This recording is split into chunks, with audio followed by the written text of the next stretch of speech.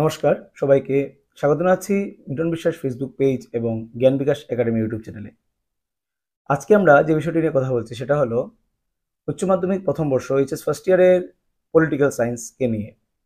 Political সায়েন্সের দুটো ভাগ রয়েছে, পার্ট এ এবং পার্ট বি। পার্ট এর মধ্যে রয়েছে কনস্টিটিউশন ফ্রেমওয়ার্ক এবং পার্ট বির মধ্যে রয়েছে পলিটিক্যাল থিওরি। এইচএস ফার্স্ট ইয়ারের প্রথম যে চ্যাপ্টারটি রয়েছে পলিটিক্যাল সায়েন্সে সেটি হলো মেকিং অফ দ্য কনস্টিটিউশন। তো অ্যাকচুয়ালি কিভাবে কনস্টিটিউশন তৈরি হয়েছে সেটি হলো এই চ্যাপ্টারের মূল বিষয়। এবং কনস্টিটিউশন কি, কেন কনস্টিটিউশনের প্রয়োজন রয়েছে, একটি দেশ পরিচালনার জন্য কনস্টিটিউশন কি কি ভূমিকা রাখে, প্রতিটি ব্যাপারে আমরা এই চ্যাপ্টারের মধ্যে আমরা ডিসকাস করি। প্রথমে আমরা দেখে নেব কনস্টিটিউশন মানে কি। কনস্টিটিউশন হলো একটি সেট অফ ল বা একটি বিভিন্ন লকে একসঙ্গে সংগৃহীত করে লেখা একটি বই, যে বইয়ের মাধ্যমে একটি দেশ পরিচালনা করা হয়। সে দেশের সরকার এই কনস্টিটিউশনকে মেনে চলে এবং সবার ঊর্ধ্বেই কিন্তু রয়েছে সুপ্রিম ল অফ ল্যান্ড বলা হয় কনস্টিটিউশনকে। কিছু অনেকগুলা রুলস রেগুলেশনসকে একত্রে রাখা হচ্ছে কনস্টিটিউশনের মধ্যে। এবং আমাদের দেশে কনস্টিটিউশন তৈরির যে দায়িত্ব নিয়েছিল সেটি হলো কনস্টিটিউশন অ্যাসেম্বলি। কনস্টিটিউশন অ্যাসেম্বলি একটি তাদেরই একটা বডি, যেটি হলো ড্রাফটিং কমিটি। তাদেরকে দায়িত্ব দেওয়া হয়েছিল কনস্টিটিউশন লেখার জন্য। এবং কনস্টিটিউয়েন্ট অ্যাসেম্বলির যিনি প্রেসিডেন্ট ছিলেন ডক্টর রাজেন্দ্র প্রসাদ, ওনার নেতৃত্বে উনি যে দায়িত্ব দিয়েছিলেন যে ড্রাফটিং কমিটিকে, ড্রাফটিং কমিটির চেয়ারম্যান ছিলেন ডক্টর বি.আর. আম্বেদকর। এই কমিটিতে 7 জন মেম্বার ছিল। তাদের কাজ ছিল এই কনস্টিটিউশনকে কিভাবে তৈরি করা যায় সেটিকে নিয়ে দেখা। এবং আসাম থেকে একজন ছিলেন মোহাম্মদ শাহিদুল্লাহ সেই 7 জনের মধ্যে।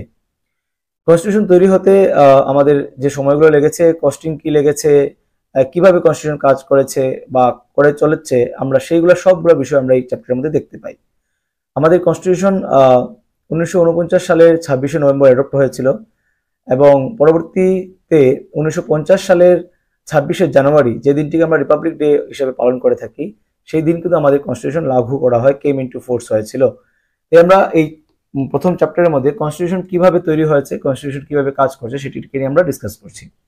প্রথম হলো আমরা কনস্টিটিউশন বুঝে নিলাম কি। কনস্টিটিউশন একটি সেট অফ লজ বা বিভিন্ন আইনি একটা বই, যেটার মধ্যে বিভিন্ন ধরনের আইন রয়েছে। এটি পরিবার পরিচালনার জন্য অনেক ধরনের নিয়ম প্রয়োজন, নিয়ম শৃঙ্খলার প্রয়োজন। ঠিক সেভাবে একটি দেশ পরিচালনা করতে হলেও আমাদের প্রয়োজন একটি সঠিক নিয়ম প্রণালীর, এবং সেই নিয়ম প্রণালীটি হলো কনস্টিটিউশন বা বাংলাতে আমরা যেটিকে সংবিধান বলে থাকি।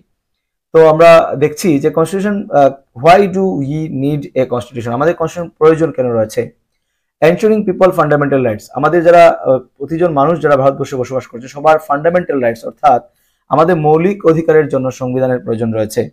সংবিধান আমাদেরকে আমাদের যে মৌলিক অধিকারগুলো রয়েছে সেটিকে প্রোভাইড করে। Defining government structures and powers, government কিভাবে কাজ করবে, গভর্নমেন্টের স্ট্রাকচার কি থাকবে, গভর্নমেন্ট পাওয়ার কি থাকবে, সবগুলো কনস্টিটিউশনে লেখা রয়েছে। এনশোরিং রুল অফ ল, বিভিন্ন ধরনের রুল রয়েছে যেগুলো আমরা প্রতিনিয়ত ফলো করে থাকি। প্রমোটিং স্টেবিলিটি অ্যান্ড অর্ডার, বিভিন্ন ডিসিশন মেকিং যে প্রসেস রয়েছে, অর্ডারগুলো রয়েছে, সেইগুলো স্টেবল হতে হবে। এইগুলো অর্ডার কিভাবে নিতে হয় সেগুলো কনস্টিটিউশনের মধ্যে লেখা রয়েছে। এবং প্রোটেক্টিং মাইনরিটি রাইটস, যারা দেশের মধ্যে যারা সংখ্যা লঘুরা রয়েছেন তাদেরকে কিভাবে প্রোটেকশন দিতে হবে সেটা আমাদের কনস্টিটিউশন বলে দেয়। কনস্টিটিউশনের যে ফাংশনগুলো রয়েছে সেগুলোর মধ্যে কি কি রয়েছে। গুড কোঅর্ডিনেশন, মানুষ যারা সাধারণ মানুষ রয়েছে, পিপলরা রয়েছে, তাদের সঙ্গে সরকার কিভাবে কোঅর্ডিনেট করবে, সে গুড কোঅর্ডিনেশন কিভাবে হবে, যাতে সরকার, যাতে আমাদের যারা মানুষ যারা রয়েছেন ভারতবর্ষের মধ্যে যত জনগণ রয়েছে তাদের যাতে no discrimination on the basis of birth, gender, caste এবং কালার, জন্মসূত্রে কিংবা তার জেন্ডার ওয়াইজ কিংবা কাস্ট এবং কালার নিয়ে কারুর সাথে আমরা ভেদভাব করতে পারবো না, সেটা কনস্টিটিউশন আমাদেরকে মেক শিওর করে। তৎসঙ্গে এস্টাবলিশিং ফান্ডামেন্টাল রাইটস, আমাদের যে মৌলিক অধিকার রয়েছে 6টি, সেই প্রত্যেকটি মৌলিক অধিকার যাতে আমরা ভালো করে ইউটিলাইজ করতে পারি তার জন্য সংবিধান কিন্তু ভালো করে কাজ করে। এবং তৎসঙ্গে to specify who has the power to make decision in a society, সমাজে কারা বিভিন্ন সিদ্ধান্ত গ্রহণ করবে সেটাও কিন্তু সংবিধান আমাদেরকে বলে দিচ্ছে। তৎসঙ্গে limitation on the power of government, এবার ধরুন গভর্নমেন্টের কাছে সব ধরনের পাওয়ার আছে আমরা জানি, কিন্তু গভর্নমেন্ট যদি তার পাওয়ারটিকে মিস ইউজ করে তার জন্য সংবিধান কি করছে, পাওয়ার একটি লিমিটেশন তৈরি করে দিয়েছে, যাতে এর থেকে বেশি পাওয়ার গভর্নমেন্ট ইউটিলাইজ করতে পারবে না। গভর্নমেন্ট যেগুলো পাওয়ার ইউজ করবে তা আমাদের হিতের জন্য হতে হবে, আর যাতে আমাদের বিপরীতে না যায় তার জন্য লিমিটেশনও রয়েছে গভর্নমেন্টের। তৎসঙ্গে enable the government providing the legal framework to fulfill the aspirations of a society and create condition of for a just society।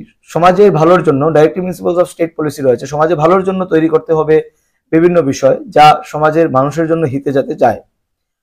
এবং কনস্টিটিউশনের দুটো আইডেন্টিটি রয়েছে, একটি হলো পলিটিক্যাল আইডেন্টিটি এবং একটি হলো মরাল আইডেন্টিটি, যেটা আমরা এই চ্যাপ্টারের মধ্যে দেখতে পারি। এবং the authority of a constitution, এবার অথরাইজ করা রয়েছে কনস্টিটিউশনে to constitute a government. Constitution কি করছে? গভর্নমেন্ট তৈরিতে সাহায্য করছে। Define the power of the organs of government. গভর্নমেন্টের তিনটি মেইনলি অর্গান রয়েছে, লেজিসলেটিভ, এক্সিকিউটিভ এবং জুডিশিয়ারি। এই তিনটি অর্গান কিভাবে কাজ করবে সেটি প্রত্যেকটির ব্যাপারে সংবিধান সেখানে কিন্তু বলে দিয়েছে। এবং প্রোটেক্ট দ্য সিটিজেন্স রাইট, সর্বক্ষেত্রে মানুষের অধিকারকে সুরক্ষা দেওয়ার দায়িত্ব সংবিধানের। সংবিধান সেটিকে লিখে দিয়েছে এবং আমাদের অধিকার যাতে আমরা অধিকার থেকে বঞ্চিত না হই সেদিকে কনস্টিটিউশন কিন্তু বারবার বিভিন্ন আর্টিকেলস এর মাধ্যমে বলে দিয়েছে। How was the Indian constitution made, এবার কনস্টিটিউশন কিভাবে তৈরি হয়েছে। এবার প্রথমে কি হয়েছে, আমি প্রথমেই বলেছিলাম যে কনস্টিটিউশন অ্যাসেম্বলি ছিল, কনস্টিটিউশন অ্যাসেম্বলি তৈরি করা হয়েছিল, মেড এ কনস্টিটিউশন অ্যাসেম্বলি। এবং সেখানে বিভিন্ন প্রভিন্সিয়ালাইজড লেজিসলেটিভ অ্যাসেম্বলিজ থেকে অনেকজনকে চুজ করা হয়েছিল। টোটাল মেম্বার ছিল সেই কনস্টিটিউশন অ্যাসেম্বলিতে 385। এর মধ্যে প্রভিন্সিস যেগুলো ব্রিটিশের আন্ডারে ছিল সেখান থেকে ব্রিটিশ প্রভিন্সিস স্টেটগুলো থেকে নেওয়া হয়েছে 292 মেম্বার্স এবং 93 মেম্বার্স ছিল প্রিন্সলি স্টেটস থেকে, অর্থাৎ দুভাগে ভাগ করেছিল মেম্বার্সরা। 292 মেম্বার্স ছিলেন ব্রিটিশ প্রভিন্সিয়াল স্টেটস থেকে এবং 93 মেম্বার্সরা ছিলেন যারা ছিলেন প্রিন্সলি স্টেটস থেকে। এবং এই সিটস গুলাকে বিভিন্নভাবে ডিস্ট্রিবিউট করা ছিল। 3 মেইন কমিউনিটিস ছিলেন, মুসলিম, শিখস এবং জেনারেল। মুসলমান মানুষ যারা ছিলেন তাদের থেকেও কিন্তু এখান থেকে রিপ্রেজেন্টেশন ছিলেন, শিখরা থেকেও রিপ্রেজেন্টেশন ছিলেন এবং জেনারেল যারা ছিলেন সবার কাছ থেকে রিপ্রেজেন্টেশন ছিলেন। এবং এখানে ভোটিং করা ছিল সিঙ্গল ট্রান্সফারেবল ভোটের মাধ্যমে, মানে এসটিডির মাধ্যমে, ভোটিং সিস্টেমের মাধ্যমে সেই কনস্টিটিউয়েন্ট অ্যাসেম্বলি মেম্বারদেরকে নিযুক্তি দেওয়া হয়েছিল। পরবর্তী সময়ে মোহাম্মদ আলী জিন্নাহ যখন বলেছিলেন যে ভারতবর্ষ থেকে আলাদা করে পাকিস্তানকে একটি আইডেন্টিটি দিতে হবে, তারপর সেখানে ওই ব্রিটিশ প্রভিন্সিয়াল স্টেটস বা প্রিন্সলি স্টেটস থেকে নাম্বার রিডিউস হয়ে টোটাল নাম্বার হয়ে গিয়েছিল আমাদের 299। তার মানে তৎকালীন সময়ে কনস্টিটিউয়েন্ট অ্যাসেম্বলি 1947 3 জুনের পর থেকে কনস্টিটিউয়েন্ট অ্যাসেম্বলির সদস্য সংখ্যা ছিল 299, অর্থাৎ 299। এই 299 মেম্বার্সরা পরবর্তী সময়ে আমাদের 60 কান্ট্রিজের যে বিভিন্ন সংবিধান রয়েছে সেগুলো স্টাডি করে 2 বছর 11 মাস 18 দিন সময়, 2 years 11 months এবং 18 days আমাদের এই কনস্টিটিউশন বানাতে সময় লেগেছে। এবং টোটাল খরচ হয়েছে 64 লাখ, 64 লাখ টাকা খরচ হয়েছিল আমাদের এই কনস্টিটিউশন তৈরি করার জন্য। পরবর্তী সময়ে 1949 সালের 26শে নভেম্বর আমাদের কনস্টিটিউশনটি অ্যাডপশন হয় এবং পরবর্তী বছরই 1950 সালের 26শে জানুয়ারি, যে দিনটিকে আমরা রিপাবলিক ডে বলে সেলিব্রেট করি, ওই দিন আমাদের কনস্টিটিউশন লাগু করা হয়েছিল, অর্থাৎ কেম ইনটু ফোর্স। আমরা এই কনস্টিটিউশন তৈরি করার সময় এই যে মেম্বার্সরা ছিলেন ওনারা 60টি কনস্টিটিউশনকে স্টাডি করেছেন। তারপর বিভিন্ন কনস্টিটিউশন থেকে আমরা বিভিন্ন জিনিস আমাদের কনস্টিটিউশনের মধ্যে সোর্স হিসেবে আমাদের কনস্টিটিউশনের মধ্যে ইম্পোর্ট করেছি। এর মধ্যে ব্রিটিশ কনস্টিটিউশন অর্থাৎ ইংল্যান্ডের কনস্টিটিউশন থেকে আমরা যেগুলো জিনিস আমরা নিয়েছি সেটা হলো first past the post, FPTP system, parliamentary form of government. আমাদের যে সরকার, সংসদীয় সরকার, আমেরিকাতে রয়েছে প্রেসিডেন্সিয়াল ফর্ম অফ গভর্নমেন্ট, কিন্তু আমাদের সরকার হলো পার্লামেন্টারি ফর্ম অফ গভর্নমেন্ট, যেটা আমরা ব্রিটিশ কনস্টিটিউশন থেকে নিয়েছি। সঙ্গে সঙ্গে the idea of rule of law, institution of the speaker and his role, স্পিকারের রোল কি থাকবে।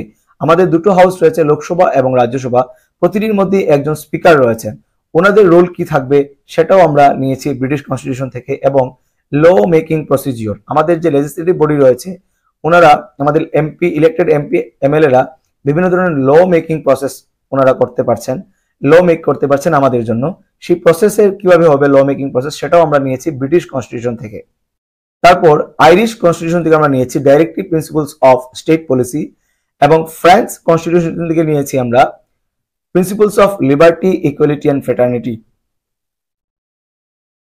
ক্যানাডিয়ান কনস্টিটিউশন থেকে আমরা নিয়েছি a quasi federal form of government the idea of residual power, এই দুটো আমরা নিয়েছি ক্যানাডিয়ান কনস্টিটিউশন থেকে। ইউনাইটেড স্টেটস কনস্টিটিউশন থেকে আমরা নিয়েছি চার্টার অফ ফান্ডামেন্টাল রাইটস, এবং তৎসঙ্গে powers of judicial review and independence of the judiciary, আমাদের যে ন্যায় ব্যবস্থা রয়েছে, আমাদের ন্যায়পালিকা রয়েছে, সেটি যেন ইন্ডিপেন্ডেন্স হয়, অর্থাৎ জুডিশিয়ারি না এক্সিকিউটিভ না লেজিসলেটিভ কারো যেন প্রেসারে এসে কাজ না করে, সেটি যেন ইন্ডিপেন্ডেন্স হয়, যাতে কোনো ধরনের প্রেসার তাদের উপর না থাকে, ন্যায়পালিকা তাদের ইচ্ছে মতো অর্থাৎ কোনো ধরনের প্রেসার ছাড়া কাজ করতে পারে, ইন্ডিপেন্ডেন্স ভাবে কাজ করতে পারে, সেটাও আমরা নিয়েছি ইউএস কনস্টিটিউশন থেকে। তো এভাবেই আমাদের এই চ্যাপ্টার শেষ হয়ে যায়। এই চ্যাপ্টারের মধ্যে আমরা দেখি কিভাবে কনস্টিটিউশন তৈরি হয়েছে, কনস্টিটিউশনকে কি কি ফাংশনস এর কনস্টিটিউশনে রয়েছে, কনস্টিটিউশন নিডস কেন রয়েছে, কনস্টিটিউশন না থাকলে আমাদের কি কি হতো, এবং কনস্টিটিউশনের সোর্স গুলো কি কি রয়েছে, কোথায় কোথা থেকে আমরা কনস্টিটিউশনকে বিভিন্ন বিষয়গুলো কনস্টিটিউশন আমরা নিয়ে এসেছি। এই হলো আমাদের এই chapter making of the constitution, প্রথম চ্যাপ্টার পার্ট এর। পুরো সম্পূর্ণ নোটস আমি আমার ক্লাসে ছাত্রছাত্রীকে করিয়ে দিয়েছি। যারা এই ভিডিওটি দেখছো, আমরা এই পুরো ইউটিউব চ্যানেলে আমি বিভিন্ন চ্যাপ্টার্সের সামারি গুলো তোমাদের সামনে ডিসকাস করব। ভালো লাগলে অবশ্যই চ্যানেলটির সঙ্গে থাকবে, এবং দেখা হচ্ছে পরবর্তী একটি চ্যাপ্টার নিয়ে। ততক্ষণের জন্য ধন্যবাদ, ভালো থাকবে।